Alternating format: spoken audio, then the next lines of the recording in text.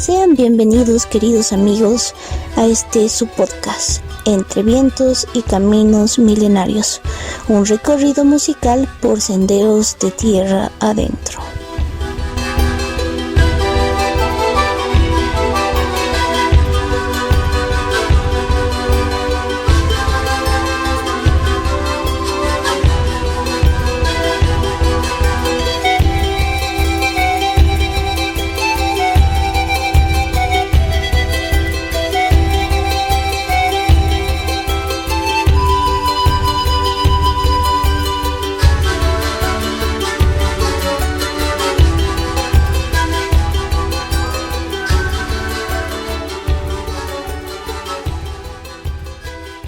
En este primer programa vamos a poder ahondar un poco sobre lo que es la música autóctona y en especial el siku como instrumento.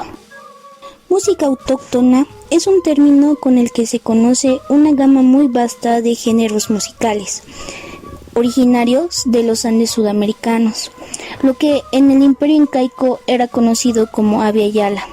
Esta área incluye principalmente los Andes de Bolivia y Perú, sierras de Ecuador, el noroeste de Argentina, el norte de Chile, la región andina de Colombia y los Andes venezolanos.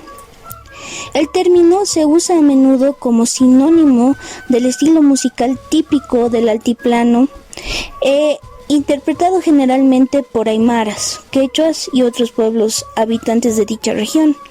Esta música es interpretada desde hace miles de años, por lo cual también la denominan como música milenaria o ancestral, pues hay varios vestigios de su aparición mucho antes del periodo incaico.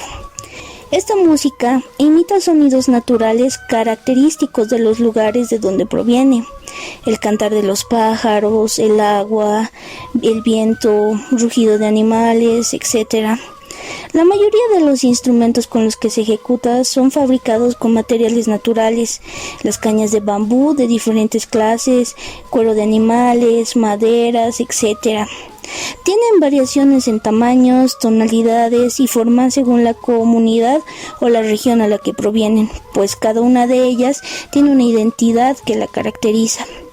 Esta música ha trascendido en tiempo y espacio, aunque debemos admitir que con el transcurrir de los años ha ido sufriendo cambios, tanto en la ejecución de algunos ritmos como en la adaptación o modificación de instrumentos. No podríamos hablar precisamente de una evolución, sino una adaptación o transformación natural, pues si lo vemos desde una perspectiva histórica, desde la conquista española, estas regiones han sido parte de una mezcla de culturas, vestimentas, música, idioma, entre otras. Pese a todo esto, debemos destacar que muchos pueblos originarios aún mantienen viva su cultura y la valoran, cuidan y respetan, como lo hacían sus ancestros hace muchos años atrás, manteniendo sus tradiciones, ritualidad e identidad prácticamente intactas. La interpretación de la música autóctona en la región andina de Bolivia es diversa, ligada profundamente a las ceremonias y ritualidades que están sujetas dentro del calendario agrícola y ganadero, dentro de un todo que es la cosmovisión andina. Las melodías, instrumentos y vestimenta han sido heredadas de generación en generación, aunque existen muchos lugares donde se han ido perdiendo estas costumbres, pues la influencia extranjera, tanto musical y de la forma de vestir, han llegado a encandilar a muchas personas, en especial jóvenes, que prefieren dejar de lado su identidad cultural por adoptar una foránea. Debemos tomar conciencia y entender la gran labor que tenemos como personas que vivimos en estas tierras, de no dejar que nuestra cultura y patrimonio se vayan perdiendo. Tenemos que aprender a valorar la riqueza cultural de nuestras raíces y trabajar para difundirlas y hacerlas conocer por todo el mundo. Hablando sobre el siku es un instrumento de viento dividido en dos hileras de filas. Una de ellas tiene una mayor cantidad de tubos, que en su generalidad son 7, a la cual llamamos arca, y la otra con menor cantidad de tubos, en su generalidad 6, llamada ira o irpa. La cantidad de tubos y tamaños varía según la región de donde provienen. En su definición general, el siku es un instrumento musical de viento formado por una serie de pequeños tubos o cañas de desigual tamaño, unidos en paralelo y generalmente ordenados de mayor a menor, que se toca colocándolo apoyado sobre el labio inferior y soplando por la parte superior de los tubos. La palabra siku en aymara o antara en quechua no tiene una traducción exacta al español, pero muchos lo definen como el tubo que da sonido. El material con el que se fabrican estos instrumentos es bambú, de diferentes tipos, aunque debemos recalcar que esto ha ido cambiando con el tiempo. En la actualidad se utilizan tubos de plástico o PVC y también metal para su fabricación. En un contexto histórico, el origen del siku es desconocido. Se cree que llegó a las costas del Pacífico sudamericano con las oleadas migratorias durante el poblamiento de América, desde donde se extendió y desarrolló en diferentes formas y estilos hacia todo el continente. Lastimosamente, no existen investigaciones al respecto de este tema, en especial sobre la aparición de este instrumento en tierras bolivianas, pero sí podríamos encontrar bibliografía peruana que nos puede brindar una idea más amplia de su aparición, debiendo entender al continente sudamericano como un todo, en especial en tiempos incaicos, donde esta región era conocida como Tahuantinsuyo o el Abya Yala. Por ello, en base a descubrimientos realizados por antropólogos, vamos a citar a dos culturas prehispánicas de las cuales se encontraron vestigios del instrumento. La cultura moche. Por los años 200 después de Cristo, en la costa norte del Perú se desarrolla una gran sociedad denominada moche, que se caracteriza por la construcción de grandes templos en forma de pirámide trunca, construida con miles de pequeños adobes, con murales donde hay escenas de dioses aterradores y vencidos que desnudos caminaban hacia el sacrificio. La cerámica en esta cultura tuvo gran desarrollo, tuvieron una iconografía presentativa y no representativa. En ella presentaban escenas de la vida real, su color era el rojo.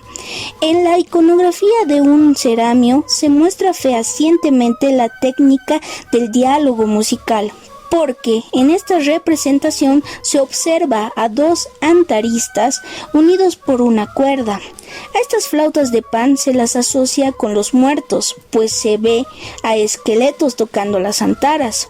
Habría que recordar que ellos pintaron escenas realistas, por eso que es difícil que hayan visto a los muertos haciendo música. De allí que nos inclinamos a creer, sobre la base de lo mostrado en la iconografía, que se trataría de un castigo a los vencidos en la guerra.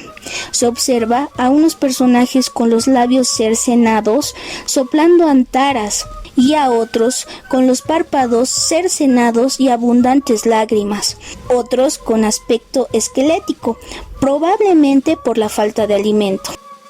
Los moche habían evolucionado al incluir en el conjunto orquestal a las trompetas, lo que les dio resultados tímbricos que ahora se han olvidado.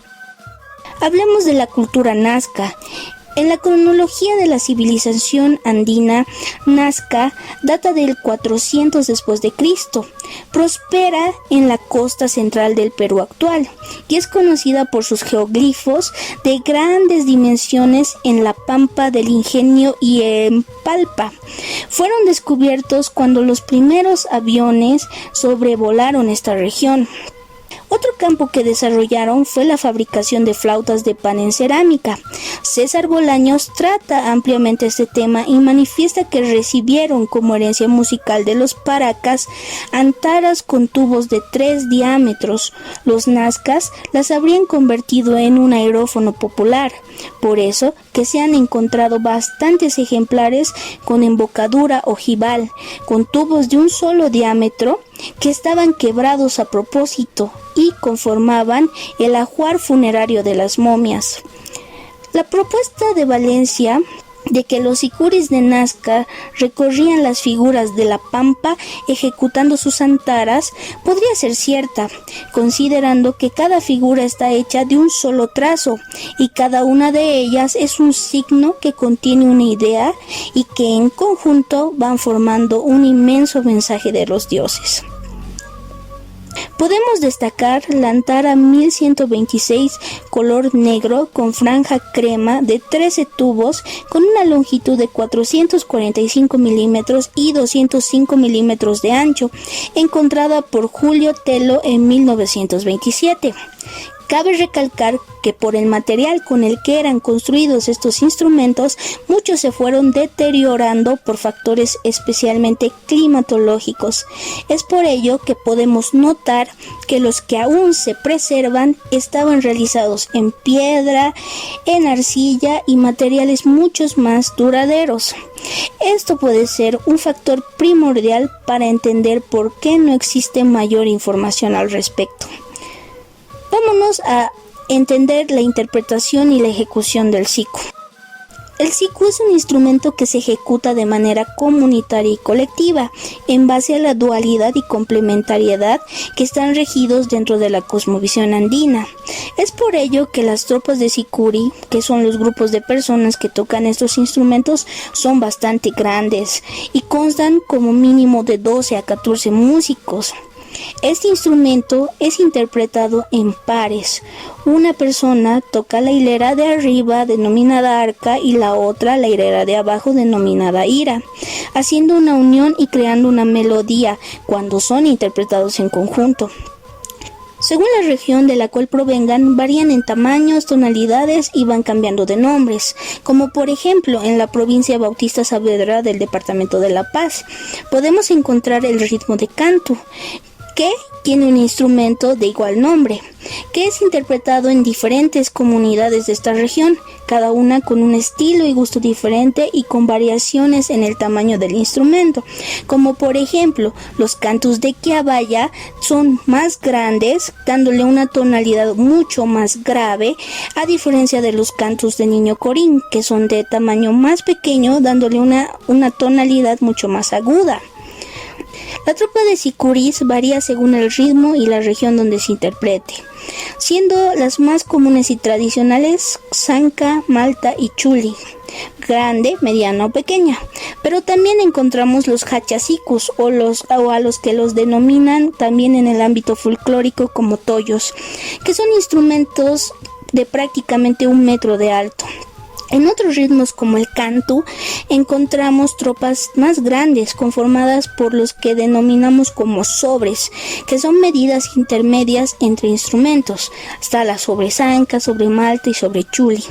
Los ejecutantes de estos instrumentos son denominados sicuris, y una tropa de sicuris está conformada con un mínimo de 12 a 14 músicos, como decíamos antes, quienes en su generalidad van interpretando el instrumento y al mismo tiempo se acompañan con bombos. Podemos hablar de la evolución del siku, pues es trascendental este tema. Con el transcurrir de los años, el siku ha ido sufriendo diversas transformaciones. El siglo XX fue testigo de cambios drásticos en la sociedad y la cultura, en especial en Bolivia. Por ejemplo, se puede evidenciar como uno de los hechos más trascendentales la Revolución Agraria de 1952, la cual trajo consigo un aumento en los derechos y la concienciación social hacia los pueblos originarios campesinos. Y fue el gobierno de turno quien incentivó varios festivales de música tradicional en el país, resaltando y visibilizando por fin estos estilos musicales, los cuales anteriormente eran de alguna u otra manera relegados y hasta satanizados. El año 1965 surge el grupo musical Los Jairas, una de las agrupaciones más trascendentales en Bolivia. Fueron ellos uno de los primeros grupos musicales en exportar la música boliviana al extranjero, teniendo un gran éxito, especialmente en Europa. Destacamos esta agrupación, pues 2 de sus integrantes marcaron grandes cambios en la ejecución del siku. Fue el maestro Jorge Yayo Jofré, quien, juntando las dos hileras del siku, Arca e Ira, interpreta una de sus más afamadas canciones llamada Mama Criso.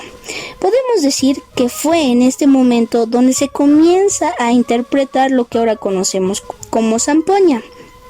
Dejando de lado la interpretación comunitaria o colectiva y es ahí donde comienzan a aparecer los diversos intérpretes solistas de este instrumento. Esta es una adaptación de los sikus. Tampoco podemos dejar de nombrar al maestro Ernesto Caburo, quien es una de las personas que más aportó con la adaptación y creación de instrumentos. En este caso específico fue él quien crea lo que conocemos como zampoña cromática, aumentando notas musicales con alteraciones entre sostenidas y bemoles, lo cual abrió la posibilidad de poder interpretar diversas canciones en diversas tonalidades. Queridos amigos, es así como damos por concluido este primer episodio del podcast, con el compromiso de seguir ahondando mucho más a profundo sobre estos temas para poder transmitir no solo la interpretación o el conocimiento de los ritmos y de los instrumentos, sino la esencia que vienen por detrás de todo esto, que es realmente muy, muy grande.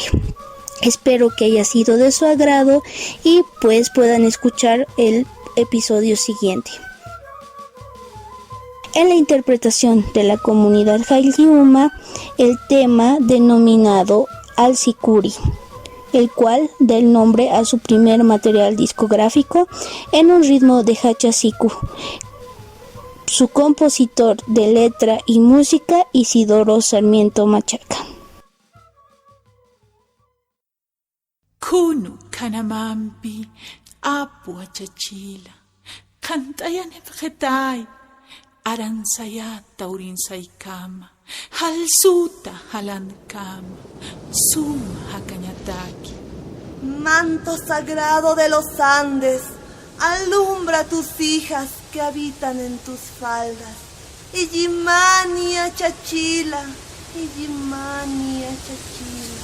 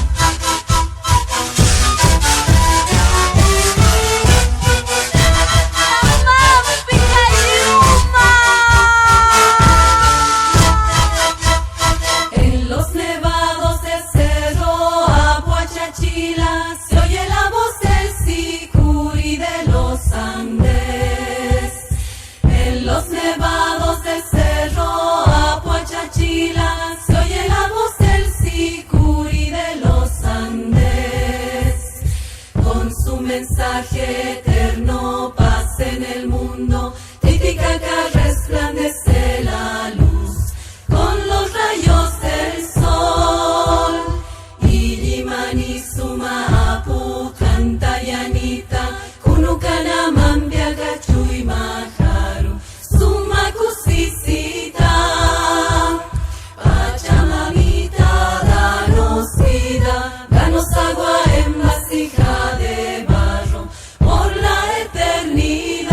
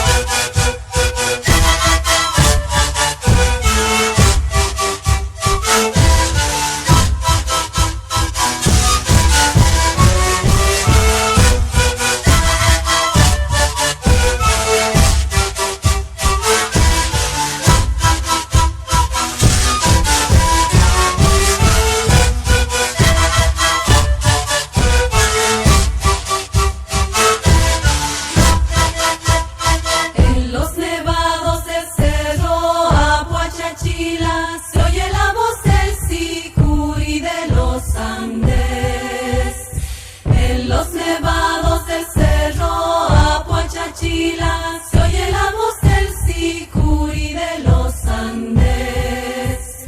Con su mensaje eterno, paz en el mundo, Titicaca.